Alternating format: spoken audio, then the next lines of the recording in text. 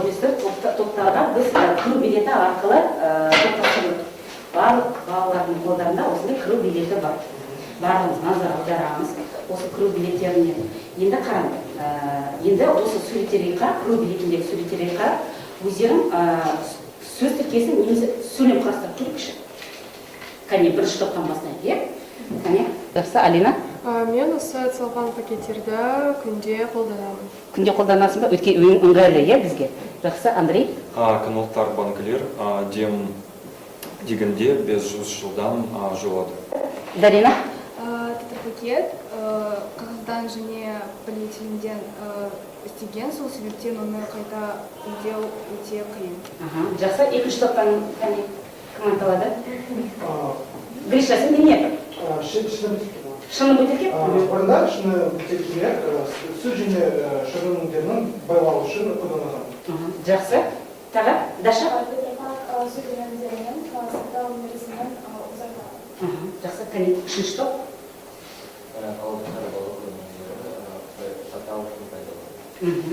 Электрондық құнды үнемдеу шамалары қазіргі заманда өте пайдалы нәрсе, себебі сіздің ақшаңызды сақтауға көмек береді. Жақсы. Бала, қалай ойлайсыңдар? Біздің сабақтың тақырыбы қандай болуы мүмкін? Тұрмыстық қалдықтар. Өйткені мұнда каналдар бар, пакет қалдықтары бар, және тағы картон деп айттық, иә? Газет қалдықтары, шыны қалдықтар. Жақсы. Жердегі қауіпті қалдықтар бар ма жерде? Олар қауіпті ме?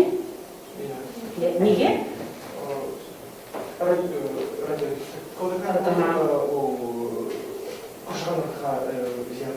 Зиян етеді. Медициналық қалдықтар. Батарейка. Жақсы. Жақсы.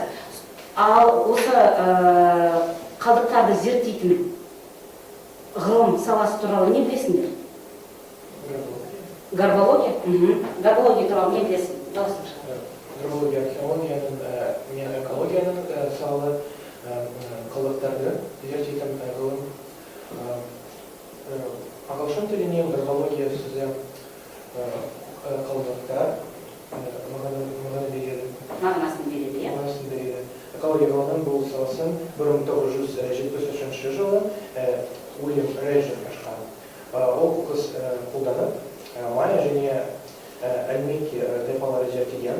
Ол қыз зерттеп, ол тұрмыс туралы білген. Өте жақсы, иә? Горбология ғылымы туралы білген. Яғни қалдықтарды да зерттейтін ғылым түрі бар екен, иә? Жақсы, енді қарай. Басқа мемлекеттерде осы қоқыс қалдықтың мәселесін қалай шешеді екен? Сол туралы мен сендерге айтқан болатын. Өйткені бүгінгі сабақ, бізде жаңа сабақ, бұл модульдегі кім айтады? Мысалы, басқа елдерде осы қалдықтар туралы қалай осы қалдықтардың мәселесін шешіп жатыр екен? Кім зерттеу жұмысын жүргізіп көрді? Түркияда, Францияда. Кім айтады? Түркия астанасы жалпы қалалары тазалықпен жасалады. Және Түркия қоқыс тазалаушы беделді әрі жалақысы жоғары мамандар. Және тазалаушы орны бойында банк менеджеріне жақсы табысталады. Яғни қоқыс жинайтын адам банк менеджеріне қарағанда көбірек ақша табады. Өйткені қалай ойлайсыңдар, неге ол көбірек табысы көбірек? Өйткені сұрыптайтын шығар, иә? Тағы, Тимур? Өмір сүрудің өзіне жер таппай жатқандықтар тұрмыстық қалдықтарды іріктеу және реттеу жұмыстарына аса үлкен жауапкершілікпен қарайды. Мысалы, Токиода, Жапонияның ең үлкен қаласында тұрмыстық қалдықтарға арналған әртүрлі түсті қоқыстар бар. Мысалы, пакеттер үшін қоқыс контейнерлері, қағаз үшін ақ контейнер және тағы басқалары. Тағы егер сіз Жапонияда супермаркетке барсаңыз, сізге шектеу мақсатында пакеттер берілмейді. Себебі экология үшін пакеттер өте зиян, олар жойылған кезінде атмосфераға көптеген улы газдар шығады. Тұрмыстық қалдықтарды зерттеу және реттеу жұмыстары ең бірінші zaman Amerika'da және Japonya'da шыққан. Сол себепті бұл екі мемлекетте бұл істер дамыған. Өте жақсы, иә, қазіргі кезде өзекті мәселелердің бірі. Тағы кім аталады? Аха, Зарина. Францияда өткен күресте қос өтетін зауыттар салынған. Мысалға, Париж түбіндегі Юрис-Сен зауыты жылына шамамен 600 мың тонна қоқыс өтеді. Францияда қоқысты парализ әдісімен жоғары температурада көбейеді. Сол себептен атмосфераға зиянды газдар бөлінбейді. Өте жақсы, иә? Өте жақсы ақпарат. Жақсы, балалар, енді қараңыз, бүгінгі сабақтың мақсаты ол мәтін бөлімдерінің адрестардың орналасу тәртібін, ақпараттың тақырыппен байланысын анықтау, оған түсініктеме беру. Және оқылым мақсаты ол мәтін мазмұндары деректі ақпаратты толық анықтап, негізгі оларға өз көзқарасын білдіру және оны бағалау. Осы мақсаттан біз критериялар, бағалау критериялар. Енді назар аударамыз. Мәтіндегі ақпараттың тақырыппен байланысын анықтайды, оған түсініктеме береді. Графиктік мәтін арқылы деректі ақпаратты анықтайды, мәтіндегі негізгі ойды бағалайды. Қалай ойлайсыңдар? Бүгінгі сабақта біз не істейміз? Яғни бұл бағалау критерияларына қарап. Әртүрлі ақпараттың Салыстырамыз, сосын графиктік мәтінмен жұмыс істейміз, сосын Тұрмыстық қалдықтарға арналған мәтіндерді негізгі ойын білеміз,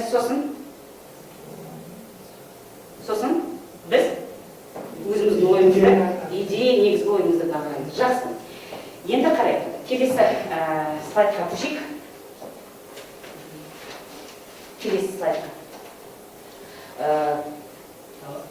Тағы да. Енді қарайық.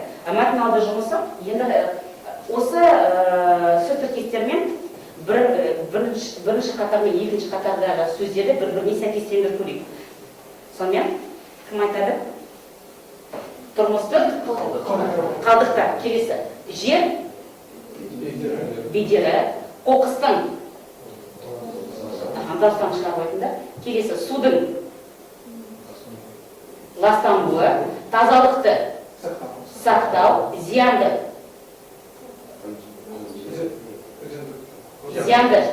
қалдықтар, қоқыс жәшігі және қайта өңдеу. Жақсы. Енді қарайық. Енді біз бүгін мәтінмен жұмыс істейміз, кітабымызды ашамыз, мәтінге назар аударамыз. Бірінші тапсырма бізде бағалау критерийі мәтіндегі тақырыптың, ақпараттың тақырыппен байланысын анықтайды, және оған түсініктеме береді. Дескрипторларға назар аударайық. Мәтін бөлігінде фактілерді анықтайды, мәтін бөлігінің идеясын анықтайды, мәтін бойынша сұрақтар қояды, өзіндік пікір қалыптастырады. Яғни бұл мәтінді фило кестесі арқылы жүзеге асырамыз. Facts, ideas, learning issues және action plan. Яғни бірінші мәтіндегі фактілерді анықтаймыз, екінші мәтіннің идеясын анықтаймыз, үшінші сол бөлік бойынша мәтіндегі сұрақтар қоямыз және келесі осы мәселеге сендер қандай ұсыныс, қандай іс-әрекет жоспарын ұсынар едіңдер. Енді мәтінді пысықтау үшін ең алдымен мәтінмен жұмысты оқып алайық. Балалар, сендердің орындықтардың аттарына мен мұндай стикер ілдім. Стикер назарларында кімде бар? Олар қазір 3 сөйлемнен оқып шығады. Қалғандарымыз барлығымыз тыңдаймыз. Кәне, бірінші топта кімде бар? Андрей және Анжелика. Басла. Жер бетінде тұрмыстық қалдықпен қоқыс қалдықтар қоршаған орта мен адам денсаулығына қауіпті. Қалдықтар мен қоқыс өнімдері жылдан жылға көбейіп жатыр. Оларды қайта өңдеу қажетті жарату әлемдегі үлкен проблема. Күнделікті тұрмыста қолданылған өнімдерден көбі қауіпті қалдықтар. Тұрмыстық қалдықтары кір жуатын ұнтақ, химиялық заттардың қалдықтары, бояу, тірі қолданылған батареялар, аккумуляторлар, металл қалдықтары және тағы басқа жатады. Жақсы, екінші топ.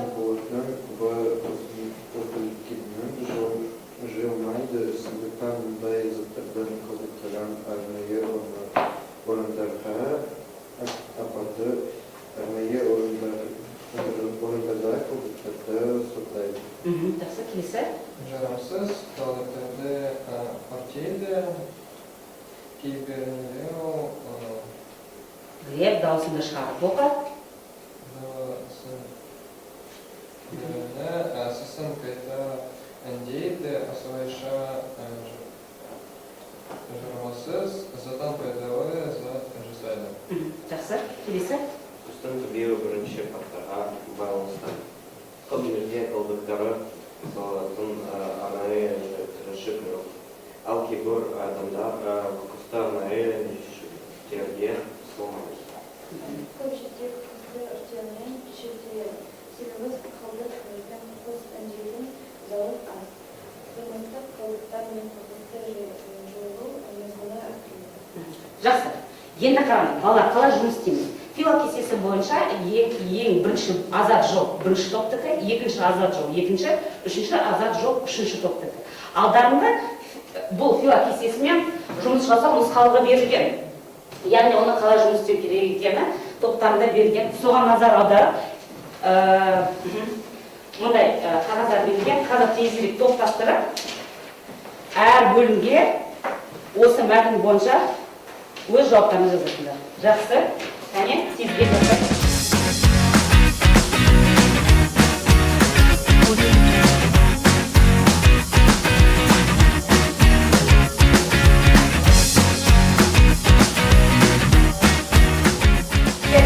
Не деп жазыңдар? Жер бетінде тұрмыстық қалдық пен қоқыс көп. Қалдықтар қоршаған орта мен адам денсаулығына қауіпті. Өте жақсы. Ideas. Левой. Қалдықтарды қайта өңдеу жеке жарату әлемдегі үлкен проблема. Жақсы. Келесі. Леон Ильшус сұрақтар. Мәтін бұл азат жол бойынша. Неге жерде қалдықтар көп, қалдықтар не үшін қауіпті, қалдықтар қоршаған ортаға қалай әсер етеді? Өте жақсы. Проблемалық сұрақтар қойды. Өте жақсы. Келесі. Қандай? Экшн қойын. Тұрмыстық қалдықтар мен полигондары басқару. Мен қоқысты қайта өңдеуді насихаттау. Жақсы. Қоқысты қайда өңдеуді насихаттау. Леон, бір адам келіп, мына жерге Леон. Өзімдер азат жолдарының бойынша. Келесі екінші топ. Металл және химия қалдықтары арнайы орындарға апарады, және арнайы орындарда қалдықтарды сұрыптайды, арнайы орындарда қалдықтарды жарамсыз қалдықтарды өртейді. Жақсы, сендердің азат жолдарын сұрыптау туралы болып тұр ғой, иә, сонда? Келесі, ал Адис? Қалдықтарын сұрыптары пайдалану жасалуының ең маңызды бөлігі. Келесі, сұрақтар? Арнайы қалдықтар жіктері терминімізді қандай болады, және жарамсыз қалдықтары қалай қайталау жасайды. Жақсы, әрекет жоспар қандай? Әрекет жоспар бұл бірінші қалдықтарды тастамтын жүйесін даму, екінші бұл мемлекетте қайта өңдеу зауыттарын жасау, және үшінші мемлекеттік және жеке кәсіпкердің жағынан инвестицияны көбейту. Өте жақсы. Келесі, бір адам беріңдер. Келесі, кім бастайды? Ешқашан жойылмайтын қалдықтар бар, мысалы су мен сусындардың пластик ыдыстары, полиэтилен пакеттер, топырақта азот пен этиктің ыдыстардың суының күйдерді жасайды. Жақсы, келесі. Идея? Әр адамдарға қалдықтарды электромал керекті олардың ішінде ешқашан жойылмайтын қалдықтар бар. Өте жақсы. Келесі, сұрақтар? Қандай қалдықтар ешқашан жойылмайды, олар неге қалдықтар жойылмайды? Неге бұл қалдықтар жойылмайды? Менің бірінші әрекет жоспарым мемлекетте қайта өңдеу зауыттарын сайын көбейту керек, себебі біздің қалдықтарымыздың ішінде ешқашан жойылмайтын қалдықтар кездеседі. Олар табиғатқа көптеген әсер етеді. Ал екінші жоспарым, мысалы біздің Қостанай қаламызды алсақ, қалада қайта өңдеу контейнерлерін көбейту керек, өте жақсы. Енді балалар, кері байланыс жүргізейік. Кері байланысы біз бүгін тапсырмасының сұрақтары бойынша. Сонымен, бірінші білу. Мәтін не туралы? Мәтін не туралы? Тұрмыстық қалдықтар. Келесі түсіну. Мәтіннің негізгі идеясы қандай? Негізгі идеясы қандай? Негізгі идеясы бұл тұрмыстық қалдықтардың қайта өңдеуінің керек. Қайта өңдеу керек. Жақсы. Келесі қолдану. Мәтіннің стилін анықтаңдаршы. Неге біз оны публицистикалық стиль деп айтамыз? Көркемдермен жоқ. Көркемдермен жоқ. Нақты фактілер бар. Нақты деректер бар. Жақсы, келесі анализ. Мәтіндегі азат жолдарды салыстырып көрейікші. Ең алдымен бірінші азат жолда не туралы айтылды? Көбінесе қалдықтан туралы айтылды да. Келесі екінші топ. Екінші азат жолда көбінесе тұрмыс қалдықтарын қайта өңдеу. Қайта өңдеу, ал сендерде ешқашан жойылмайтын қалдықтар туралы. Өте жақсы. Келесі, енді қарай, топтық бағалау. Сендердің ойларыңша, қай топтың идеясы қазіргі кезде өзекті? Мәселені шешуге қажет. Осы кезде біз осы мәселеге баса назар аудару керекпіз. Бірінші идея, қалдықтарды қайта өңдеп қажетке жарату. Екінші, қалдықтарды сұрыптау. Үшінші, жойылмайтын қалдықтарды өртеу. Қалай ойлайсыңдар? Қайта өңдеу. Жақсы. Келесі. Енді екінші тапсырмаға назарға аударайық. Баға критерийлары екінші тапсырманың мәтіндегі деректі графикалық кесте бойынша анықтайды. Яғни біз бүгін суреттерді салыстырамыз, тірек сөздерді пайдаланамыз және олар бойынша өзіндік ойымызды қорытамыз. Бұл тапсырманы орындау үшін мәтіндегі бұл 57-ші беттегі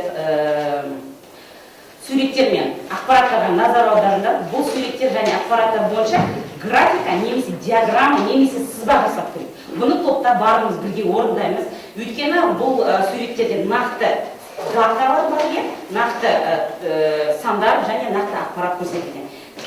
Яғни мақсат түсінікті ме? Жақсы, кәне бастайық. Тегін сенің тобың қандай форманы алды? Графиканы алды. Гриша, сендердің топтары қандай? Циклограмманы алды. Жақсы. Ал бірінші топ бізде диаграмманы алды. Кәне тезірек балалар. Ақпараттың барлығын қолданамыз. Мүмкін өздерің білетін нақты бір ақпараттар бар шығар, қолданамыз. Сонымен қатар өмірдегі қазіргі уақыттағы байланысын анықтаймыз.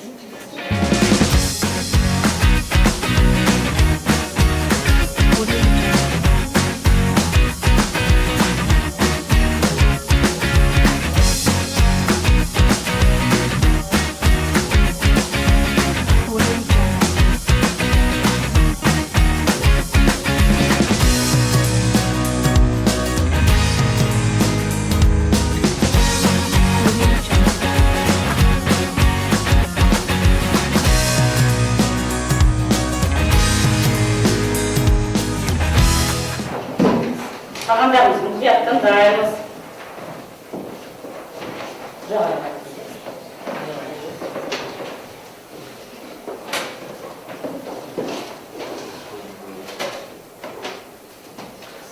Қазақстан Республикасының 2020 жылға байланысты статистикасына қарасақ, біздің тұрмыстық қалдықтарымыздың ішінде ең тез жойылған газеттер, ас қалдықтары және картон болады.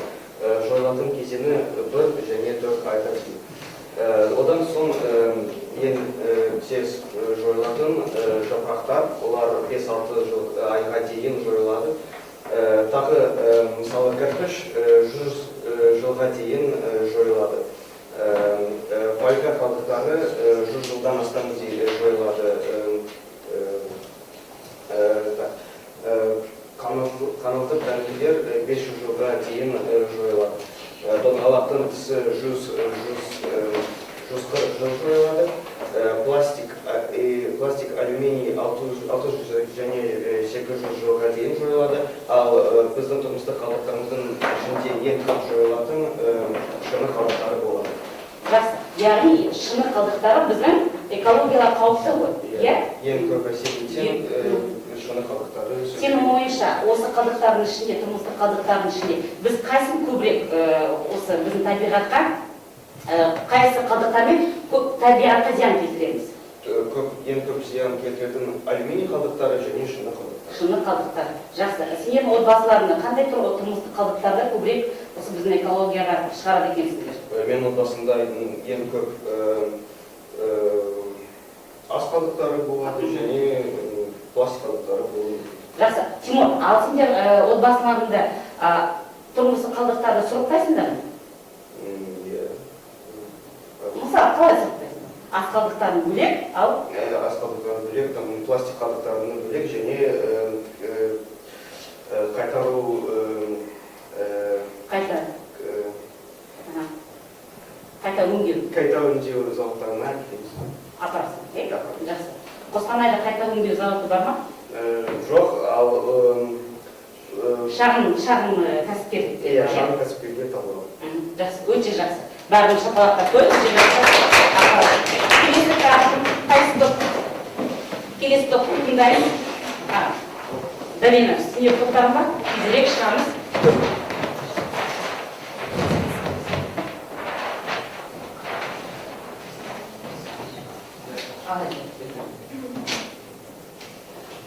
Статистика бойынша қытайда адам күн сайын жылдан жылға қалдықтарды тастайды.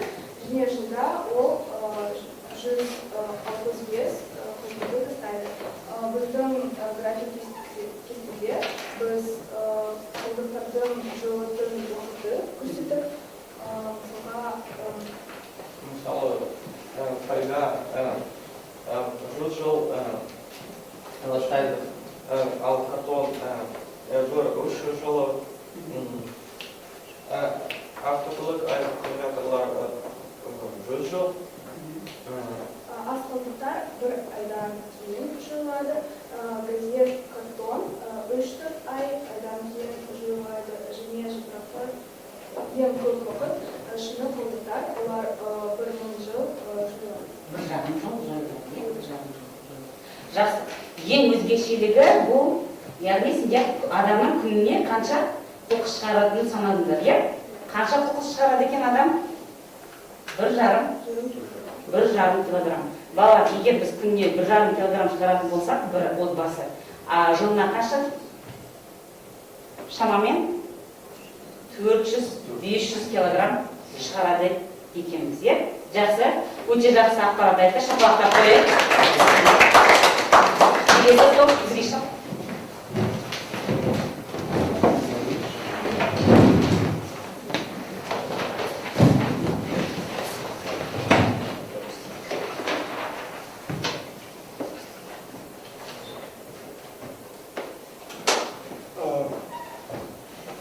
Бір жылда әлемде тұрмыстық қалдықтардың 900 миллион тонна өндіріледі.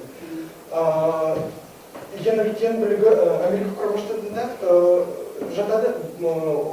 Оларда 252 тонна өндіріледі, бірақ оның қалдықтарын 20% қайталанбайды. Мысалы, Қазақстанда бір жылда 6,2 миллион тонна өндіріледі, оның 3% қайталанбайды. Біздің мемлекеттерде 4 қайталанбайтын зауыттар бар. Еуропа кеңесі бұл 247 тонна және дамыған мемлекеттерде Еуропа кеңесі, Америка құрама штаттары, Қытайда тұрмыстық қалдықтарын шамамен 40%, қалдықтар 40% қайталанбайды. Өте жақсы. Ең алдымен бұл топ Америка құрама штаттарымен және Европа елдерімен біздің Қазақстанда тұрмыстық қалдықтардың мәселесін қарастырған екен. Балалар, қалай ойлайсыңдар? Қазақстанда 3% деді, иә? Ал Америка құрама штаттарында 20% қайта өңделеді екен, иә? Яғни бізде тұрмыстық қалдықтардың 97% қайта өңделмейді және сұрыпталмайды екен. Сосын сонымен қатар зауыттар. Қазақстанда 4 зауыт бар екен, ал Европада Америка құрама штаттарында, Японияда және Еуропа кеңесте қайта өңдейтін зауыттар саны бұл 6 мың болады. 6 мың. Мәселе ме? Бұл өзекті мәселе, иә, Қазақстанда. Жақсы, өте жақсы, өте ақпаратты. Біз көп ақпараттар алдық, әрбір топтан, иә. Енді қарай, кері байланыс. Менің ойымша, біріншіден, мен бұл көзқараспен келісемін, себебі, кәне, ауызша айтып көрейікші, бүкіл ақпараттарды айтып, кері байланыс жасап қойдық. Кім айтады? Кері байланыс. Гриша. Менің ойымша, Тимур группаның цикл-графасы өте жақсы болады. Өйткені бұл әртүрлі тұрмыстық құбылыстардан түрлері салыстырып, оның жол мерзімі суреттеледі. Өте жақсы кері байланыс. Тимур, сенің? Менің ойымша, Гришаның группасының әлеуметтік статистикасы өте жақсы шыққан, себебі бұл статистикада ол біріншіден біздің Қазақстанымыздағы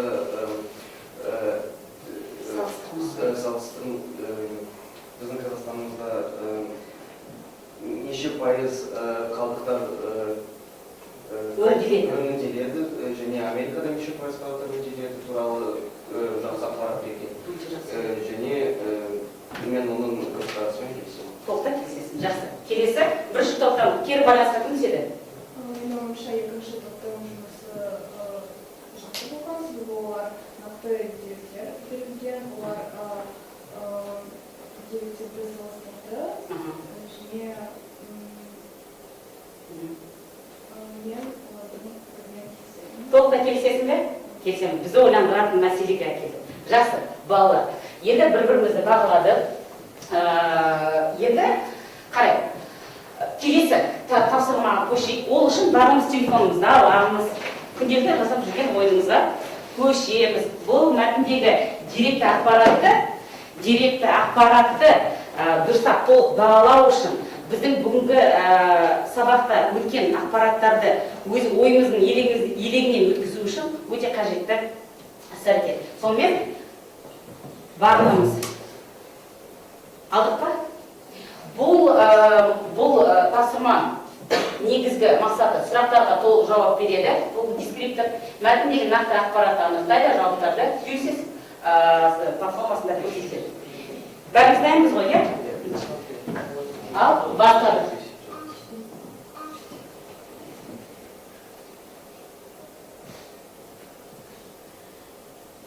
Так, қанша адам? Барлығымыз қараймыз.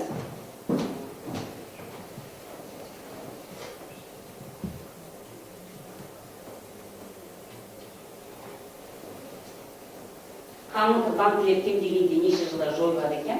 Мұнда бірақ жауап, е? Бір жауапты. Келесі. Газет неше ай ішінде жойылады? Мұнда бір жауап. Келесі. 3-4 ай ішінде жойылатын қалдықтарды белгіле. Яғни мұнда 2 жауап болуы мүмкін. Барлығымыз баса назар аударамыз. Келесі. Арнайы орындарда қалдықтармен не істейді? Сұрыптайды, лақтырады, жинайды. Келесі. 5-ші. Жарамсыз қалдықтарды не істейміз? Өртейміз, сұрыптаймыз, немесе қайта өңдейміз. Және 6-шы. Қоқыстардың көбею факторлерін атайды. Мұнда бірнеше жауап дұрыс. Соған баса назар аудардым.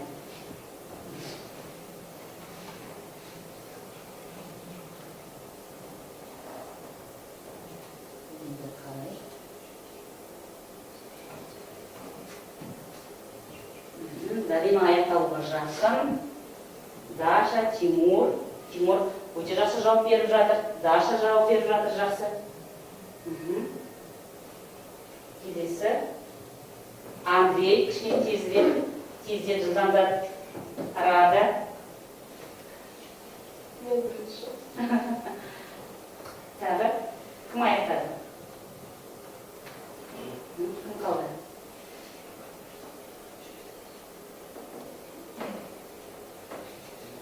Данил. Валера, сен кіре алмадың ба? Гриша?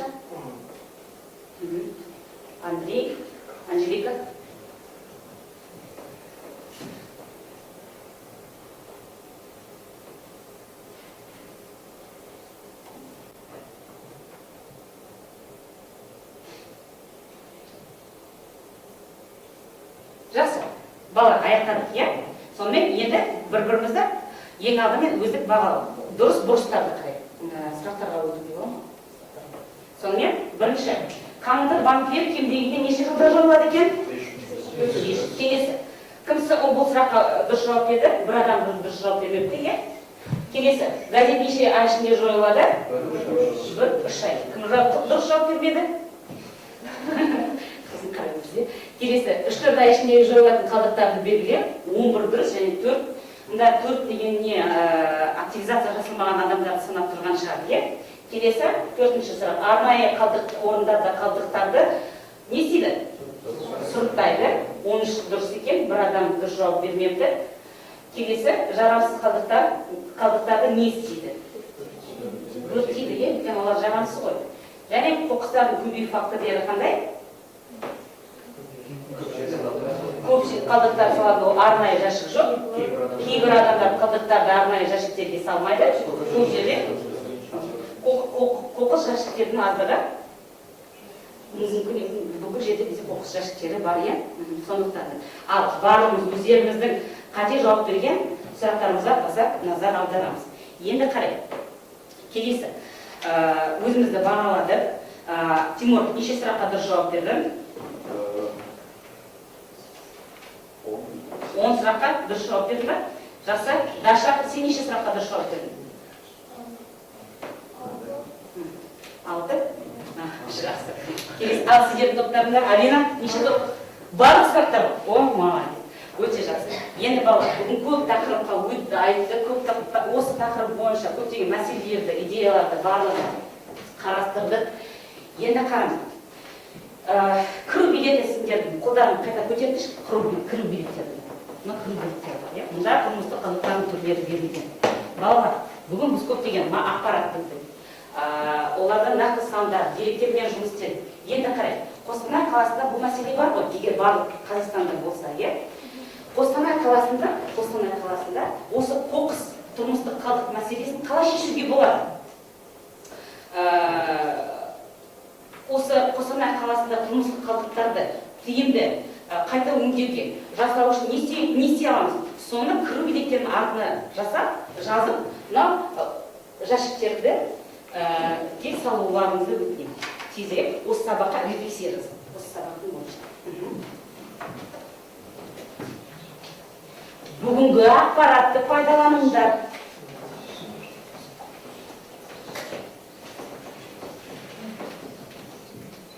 Сонымен, біз көп нәрсе бүгін білдік.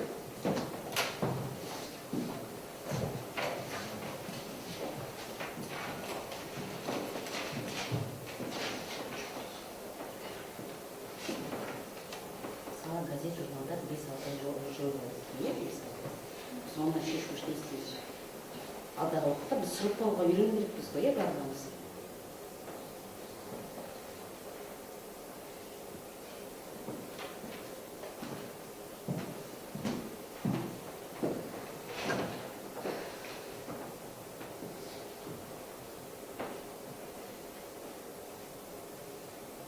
Жақсы, кім бірінші бастайды? Ортаға? Кім келеді? Ортаға? Тимур, сен? Бүгін сен беседі. Бүгінгі сабақта мен Қазақстанда... Кел, мұнда келе ғой. Біздің жәшігіміз қасына тұр. Өйткені біз бүгін. Сонымен, менің бүгінгі сабақта Қазақстанда тұрмыстық қалдықтардың 3%-ын қайта өндірілмейді деген ақпаратты білдім, иә? Яғни біз оны не істеу керекпіз? 3% ғана болса, біз оны қанша пайызға көтеру керекпіз? Ең жақсы 60-50%-ға көбейту керек. Дұрыс, өте жақсы. Қайсы қоясың? Өте жақсы, жақсы, жарайсың. Келесі, тезірек, Гриша. Командарымыз тезірек. Бұл сабақта шын деген нәрселерді туралы білдік. Себебі оның өмірзіні 1000 жылға жетеді, және бұл өнімдері қатыла өту керек. Өте жақсы. Келесі тезірек. Қалдықтарды контейнерлер бойынша сұрыптауға тұрғызу. Өте жақсы. Контейнерлер біз сұрыптау керекпіз. Келесі тезірек. Кім бар? Рада, келе ғой. Рада, Даша, тезірек, тезірек. Бұл спортта жиылдырының жылдан кейін жылдан потерял. Енді үшін спен бірге Тастасақ не болады? Егер бір шыны қалдықтарын барлық қоқыстармен бірге тастасақ не болады? Экология просто бұл. Экологияны ластаймыз, иә, табиғатты ластаймыз. Жақсы, тезірек. Даша, келе ғой.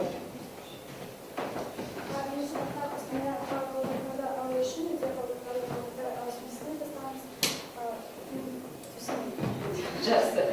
Тағы кім шығалады? Тағы кім? Андрей. Әртүрі үшін айыппұл түрі қалдықтары теңіз салынған орында. Айыппұл төлеу керекпіз, иә? Өте жақсы. Жақсы, балалар, бүгін біздің сабақ аяқталды. Біз енді осы сабақтан біз өзіміздің қаламызда, өзіміздің туған жерімізде осы тұрмыстық қалдықтардың шашылып, ашықтан-ашық жатпауына үлесімізді қосуымыз керек, иә? Біз соған ең басты мақсат сол болды, иә? Біз көптеген мәлімет алдық. Рахмет. Сабақ ұнады ма сіздерге? Сау болыңдар.